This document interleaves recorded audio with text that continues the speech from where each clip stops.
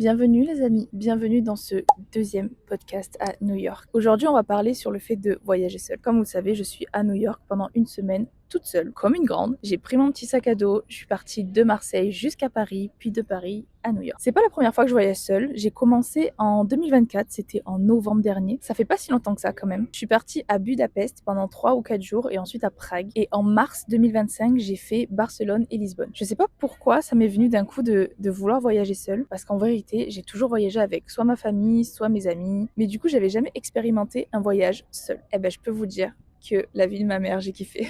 Si vous êtes sur TikTok, vous connaissez la ref. Au début, je vais pas vous mentir, j'avais super peur. Je me rappelle quand ma mère, elle m'a menée à l'aéroport pour prendre l'avion pour aller à Budapest. En vrai, j'étais super excitée, j'étais fière, mais j'avais quand même très peur. Vraiment, pipi culotte dans la voiture. Je crois que c'est la première fois que je prenais l'avion seule. C'était vraiment la première fois que je partais seule dans un autre pays. Je connais pas du tout la culture. Je sais qu'il faisait super froid en plus en novembre. Moi qui suis une fille du Sud, comment vous dire que là, le soleil et moi, on se parle. Mais vraiment, je sais pas. J'avais comme une pulsion, comme une envie, comme un besoin en fait de voyager seule. Et comme premier voyage seul, j'ai vraiment choisi une destination qui de base n'est pas du tout trendy ou quoi que ce soit. J'ai choisi l'Europe de l'Est. C'est le premier voyage que j'ai fait où j'ai rencontré des gens à qui je parle encore aujourd'hui. On va revenir sur les rencontres d'ailleurs juste après. Et vraiment, ce sentiment de liberté que j'ai eu, c'était assez intense. Du coup, je vais vous parler en fait de tout ce que les voyages seuls m'apportent. Et en fait, finalement, la raison principale pour laquelle je voyage seule, c'est pour grandir. J'apprends énormément quand je voyage seule, j'apprends énormément sur moi, j'apprends à me débrouiller, j'apprends à aller vers les gens parce que quand j'ai besoin de quelque chose, il faut que je demande mon chemin ou il faut que je demande de l'aide. Il faut quand même savoir aller vers les gens. Et c'est vrai que depuis que je voyage seule, je suis beaucoup plus ouverte aux personnes qu'avant, même si j'ai toujours été de nature sociable, I don't know. Mais ça m'a vraiment appris à avoir une plus grande ouverture d'esprit de ce que j'avais déjà. Le premier point que je voulais aborder avec vous, c'est donc les rencontres. Quand je suis arrivée à Budapest l'année dernière, j'étais alone, seule. Première soirée, je suis arrivée, j'ai déposé mes bagages, je suis allée me prendre à manger, j'ai pris un petit truc à boire, mais j'étais vraiment dans un bar seule. Je vais pas vous mentir, au début c'est un peu, pas humiliant, mais c'est assez désagréable. Parce qu'en vrai, on nous a toujours fait comprendre dans notre enfance que à la cantine, il fallait pas manger seul, il faut pas aller au restaurant seul, il faut pas aller au cinéma seul. Non pas qu'il faut pas, mais disons que c'est des choses qui se font pas. Même si aujourd'hui, je suis très contente que de plus en plus de personnes osent faire des choses seules. Et franchement, faites-le. Il n'y a pas mieux que sa propre compagnie. Mais donc du coup, pour en venir à ce que je disais, j'étais seule. Voilà, le premier jour, j'étais seule. Le lendemain matin, j'avais prévu plein d'activités. J'étais dans la cuisine en train de me faire mon petit déj. Et de là est apparu un gars qui m'a tout simplement salué. Vraiment, il m'a juste dit Hi, how are you? What's your name? Where are you from? Vraiment des phrases basiques comme ça qui de base ne payent pas de mine du tout. Et au final, on a passé notre journée chacun de son côté. Et le soir, on s'est retrouvés. Et après, on a passé la semaine ensemble. Et vous savez quoi? Ce gars-là, c'est mon American Boy. Si vous suivez mes vlogs, vous savez de quoi je parle. Et donc ça, c'était en novembre dernier. Aujourd'hui, je suis à New York. Je l'ai vu hier. On se revoit demain, je crois. Et donc du coup, vraiment 8 mois après, même si on se parle pas tous les jours sur Instagram ou quoi, si lui vient en France ou que moi, je suis aujourd'hui à New York, on se voit et ça change pas. On a toujours les mêmes délires, on rigole, on parle. Genre vraiment, c'est tout comme à Budapest. J'ai rencontré aussi beaucoup de Parisiens quand j'étais à Budapest et à Prague. Même à Lisbonne, après, j'ai rencontré un super Parisien. Le week-end dernier, j'étais à Paris et j'ai posté une story. Ils m'ont tous envoyé un message en me disant Oh, t'étais à Paris, est-ce que t'es dispo? Viens, on se voit et tout. Bon, malheureusement, ça s'est pas fait parce que j'avais plein de choses. Vraiment, mon agenda quand j'étais à Paris, il était overbooké. Mais ça m'a fait trop plaisir et vraiment, si j'avais pu, je serais directement allée les voir, boire un verre avec eux. Vraiment, rencontrer des gens, c'est la chose que je préfère quand je suis en voyage. D'avoir en fait cette grande page blanche où les gens te connaissent pas. Ils savent pas d'où tu viens, ni comment tu t'appelles, ni quel est ton style vestimentaire. Enfin, il y a aucun préjugé. C'est vraiment un regard neutre, comme si un enfant vous voyait pour la première fois. Oh, il y a une petite bête, bonjour. Vous pouvez pas la voir, mais c'est comme... Oh, un mini scarabée. Ma deuxième chose préférée quand je voyage seule, c'est que je fais ce que je veux. Vraiment, c'est la liberté à l'état pur. Il y a zéro contrainte, il n'y a pas de qu'est-ce qu'on fait demain, t'es fatigué, ok on se pose là, t'as envie de manger quoi? Cet après-midi, est-ce qu'on fait ça? Non mais moi j'ai plutôt envie de faire ça, et puis venez on fait... J'adore mes amis, hein. Je les aime de tout mon cœur. Mais vraiment, quand vous voyagez, il y a toujours des dilemmes, il y a toujours des décisions à prendre. Où est-ce qu'on mange? On est 5, 6, 8, 10 parfois, donc c'est compliqué de faire des activités à 10. Alors que quand vous êtes seul, si vous marchez dans la rue et d'un coup vous voyez, je ne sais pas, un restaurant qui vous donne envie, vous vous arrêtez et vous rentrez dans le resto. Basta. Il n'y a pas de dilemme en mode est-ce que tu as envie de manger ça? Oh, ça a l'air sympa, t'en penses quoi? C'est vraiment cette spontanéité-là en fait. Voilà, c'est ça, c'est le mot que je cherche. spontanéité. Parce que même si vous êtes avec votre famille ou avec vos amis, vous êtes toujours libre d'aller ou pas dans les endroits qu'ils veulent faire. Ils vont pas vous mettre le couteau sur la gorge s'ils veulent aller dans un resto et que vous voulez pas. Vous voulez pas y aller, vous allez manger ailleurs et vous vous retrouvez plus tard. Mais là, c'est vraiment d'être spontané. Par exemple, ce matin, je savais que je voulais faire Central Park, mais après, j'avais aucun plan, je ne sais pas. Ça commence un peu à se dessiner, je sais à peu près ce que je vais faire dans l'après-midi, mais pareil pour ce soir. Aucune idée. Je verrai après, c'est pas grave. Je suis toute seule de toute façon, c'est mes propres décisions. Vraiment, si je peux recommander à chaque personne d'expérimenter peut-être même juste un week-end seul. Juste un week-end. Vous n'êtes pas obligé de partir à l'autre bout du monde ou dans un autre pays. Vous pouvez même juste rester chez vous pour commencer et faire toute une journée seule dehors. Vous rentrez, vous dormez chez vous et le lendemain, vous refaites la même chose. Un week-end seul où vous faites ce que vous voulez. Vous allez à la plage, vous allez lire dans un parc, vous allez au cinéma, vous allez faire de l'acroprange, un bowling seul. Et alors? Enfin, je veux dire, qui va dire quoi? Là, je suis en train de parler seule face à vous dans un parc où il y a quand même pas mal de gens autour de moi. Je sais qu'il y en a certains qui me regardent et dès que je fais un eye contact, ils détournent les yeux. Mais ils sont curieux et au contraire, genre, j'ai plus honte. Et c'est ça aussi. C'est qu'à force de voyager, de faire des trucs seuls, et aussi parce que je filme beaucoup, j'adore ça, j'ai plus honte de faire des activités seules, j'ai plus honte de là parler face à mon téléphone, j'ai plus honte même d'aller dans un bar seul, c'est trop bien. En plus, je veux dire, les restaurants à New York, ils sont genre overcrowded. Ah, je vais faire ma connasse de bilingue.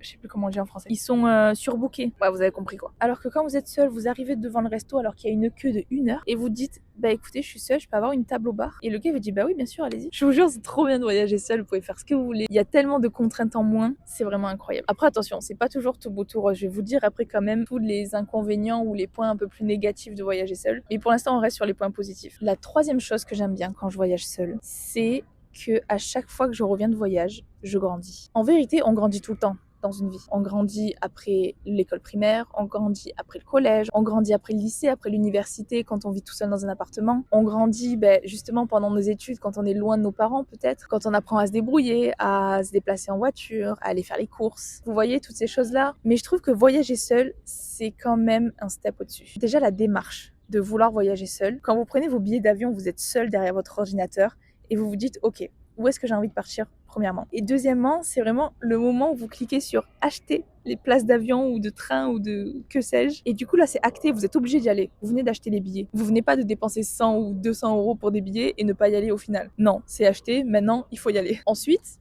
bon, peut-être que vous prenez vos billets 3 ou 4 mois avant. Vous avez le temps un peu de réfléchir, de ça va, c'est encore un peu loin, tranquille. Mais quand vous êtes à 1 mois avant de partir, 2 semaines, 1 semaine, 3 jours, et que là, vous commencez vraiment profondément à réfléchir à ce que vous allez mettre dans votre valise, peut-être même juste dans votre sac à dos. Là encore, voyager en backpack, c'est encore un autre level. Je peux vous dire que partir 1 semaine sans tout le confort qu'on peut avoir à la maison, c'est aussi un très très grand challenge. Et puis ensuite, vient le jour J, où vous allez à la train station, où vous allez à l'aéroport, et là vous passez les contrôles, vous rentrez dans l'avion, vous vous asseyez, et là c'est le décollage. Ce sentiment, oh là là, ce sentiment, je crois que c'est le meilleur sentiment de toute ma vie. C'est le sentiment que je préfère au monde, c'est être assise dans l'avion et là, sentir l'avion décoller. Et là, je sens tous les poids de mes angoisses, tout mon stress, je les laisse bien au sol. Ils décollent pas avec moi. Ah non, non, non. Ça reste bien au sol et moi, je m'envole vers le 7e ciel. J'adore. Et c'est pas fini.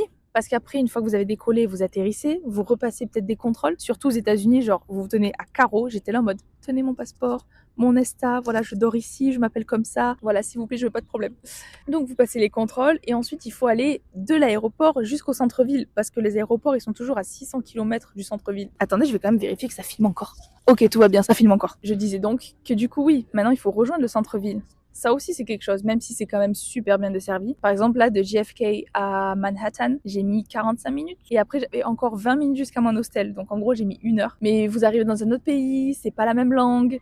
Vous êtes fatigué du voyage, vous avez votre sac à dos. Et il faut suivre Google Maps sans se tromper de métro. Enfin bref, voilà, ça c'est vraiment que le début du voyage. Mais tout le voyage, vous allez faire face à peut-être des galères. Vous allez faire face à des moments de doute ou à des moments où, là, je sais pas, j'aimerais bien voir ma maman pour me dire quoi faire. Est-ce que c'est une bonne idée si je fais ça aujourd'hui plutôt que demain? Est-ce que c'est une bonne idée si je me lève à 4h du matin pour aller faire le lever du soleil au pont de Brooklyn? Ne faites pas ça. Voilà. Je vous le redis, ne faites pas ça.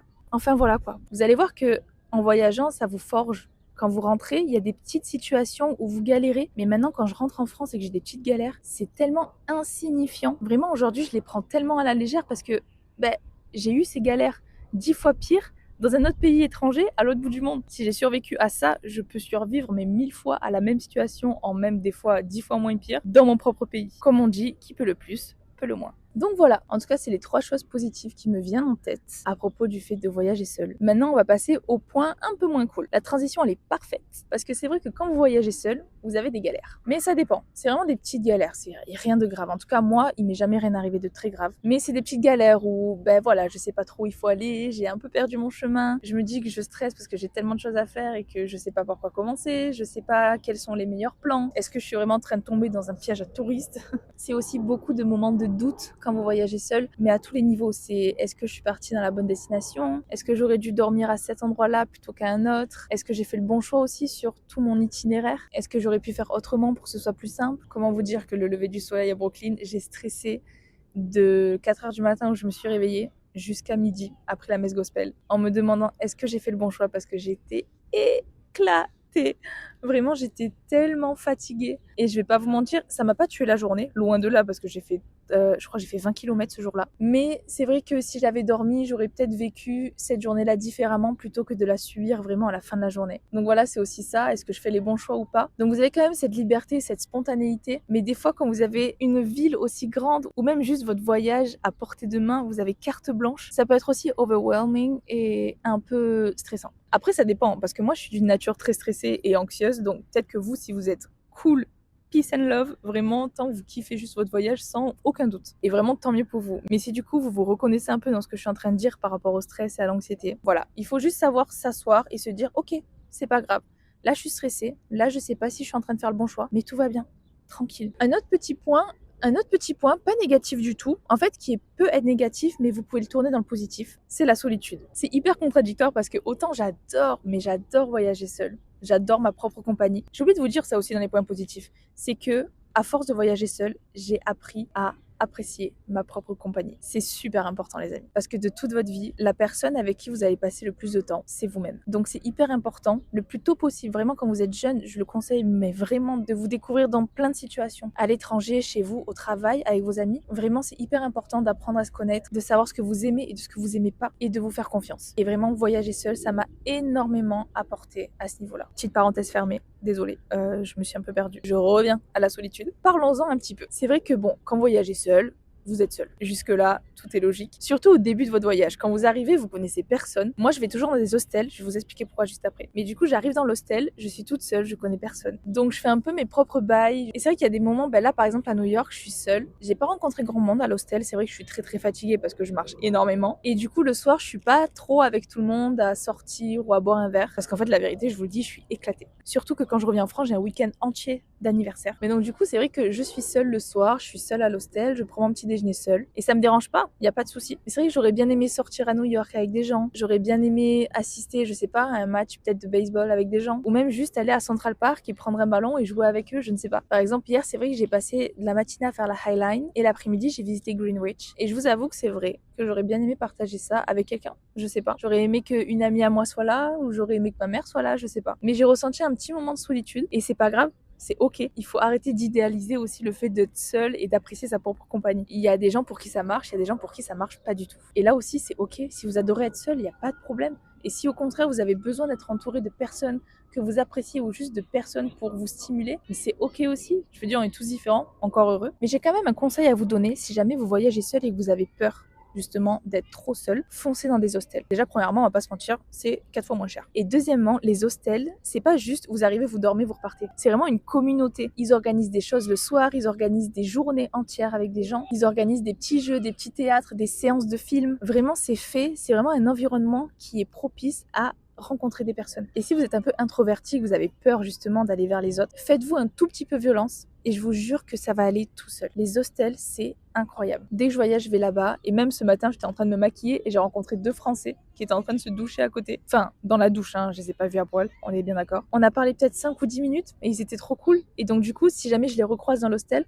peut-être qu'on ira manger un truc ensemble, je sais pas. Mais du coup, c'était spontané, c'était sincère, on a juste discuté quelques minutes et après vous sentez avec les gens s'il y a un feeling ou pas, c'est tout. S'il y a pas de feeling, c'est pas grave, vous passez à autre chose. Donc la solitude, ça peut être un problème.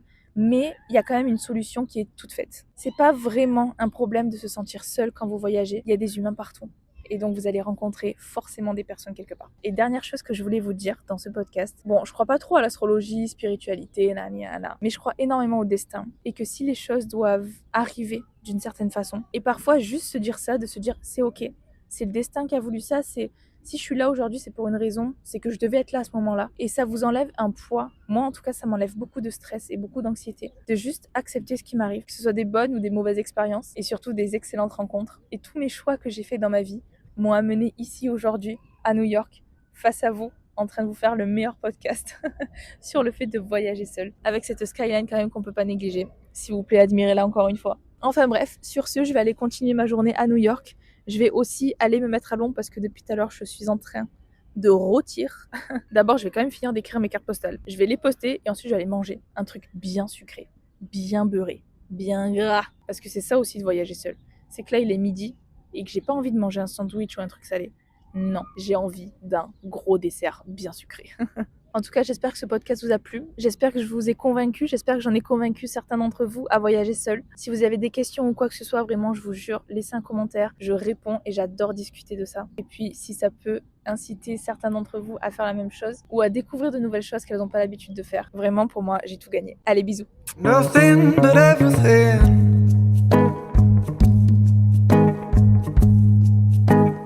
Fall into you tonight.